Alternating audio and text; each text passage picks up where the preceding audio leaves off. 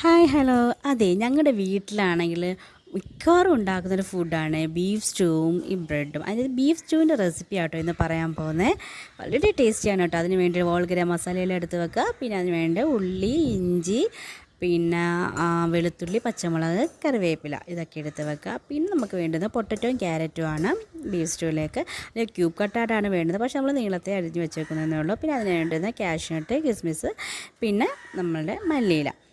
പിന്നെ ഒരു 1/2 കിലോ ബീഫാണ് കേട്ടോ നമ്മൾ എടുത്തേക്കുന്നത്. കഴുകി വൃത്തിയാക്കി വെച്ചേക്കുന്നതാണ്. പിന്നെ ഒരു മുറി തേങ്ങ, വലിയൊരു തേങ്ങേൻ്റെ അരമുറിയുടെ എന്താ പറയുക, 1-ാം പാലും 2-ാം പാലുമാണ് എടുത്ത് വെച്ചേക്കുന്നത്. ഈ 2-ാം പാലിലേക്ക് 1 ടീസ്പൂൺ കോൺഫ്ലോർ ഇട്ടൊന്ന് കലക്കി വെക്കുക. പിന്നെ കാഷ്നട്ടില്ല, അതൊന്ന് പേസ്റ്റാക്കിയും കൂടെ ഒന്ന് ഒഴിച്ച് കൊടുക്കുക. നമ്മൾ കുറുകി കിട്ടാൻ വേണ്ടിയിട്ടാണ് കേട്ടോ. പിന്നെ കുക്ക് ചെയ്യേണ്ട നമ്മളുടെ കുക്കർ എടുത്ത് വെക്കുക. അതിലേക്ക് 2 ടീസ്പൂൺ വെളിച്ചെണ്ണ ഒഴിച്ച് കൊടുക്കുക. പിന്നെ 1 ടേബിൾ സ്പൂൺ നെയ്യും കൂടെ ഒഴിച്ച് ചൂടാക്കുക.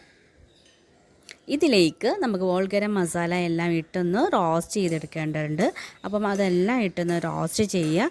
പിന്നീട് വേണ്ടുന്നത് അതൊന്ന് റോസ്റ്റായി വരുമ്പോഴത്തേക്ക് നമ്മളുടെ വെളുത്തുള്ളിയും ഇഞ്ചിയും പച്ചമുളകും കറിവേപ്പിലയും പിന്നെ സവാളയും കൂടി ഇട്ടൊന്ന് വഴറ്റിയെടുക്കുക.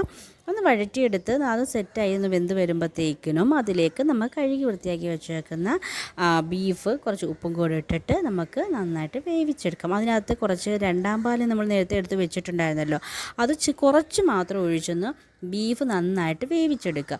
ഒരു 2 വിസിൽ വരുമ്പോഴത്തേനും ബീഫ് ഒന്ന് വെന്ത് വരും. പിന്നെ വെന്ത് വന്നതിലേക്ക് നമുക്ക് എടുത്ത് വെച്ചിരുന്ന ക്യാരറ്റും പൊട്ടറ്റോയും കൂടെ ഇട്ടിട്ട് നമുക്ക് ഒന്നും കൂടെ ഒന്ന് നന്നായിട്ട് വേവിച്ചെടുക്കാം. പിന്നെ കുക്ക് ചെയ്യേണ്ട നമ്മുടെ പാൻ എടുത്ത് വെക്കുക.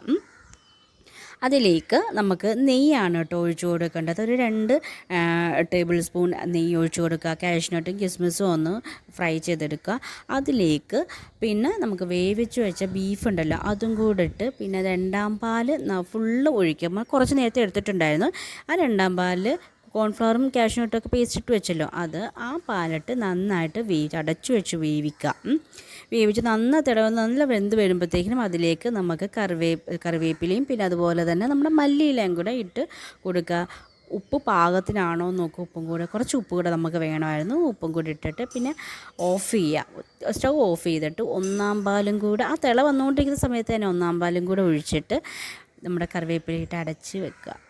വേവിക്കണ്ട. പിന്നെ സ്റ്റൗ ഓഫ് ചെയ്തിട്ട് തിളപ്പിക്കാൻ പാടില്ല, പിരിഞ്ഞു പോകും നമ്മുടെ കറി. അതുകൊണ്ട് ഓഫ് ചെയ്ത് നോക്കുക.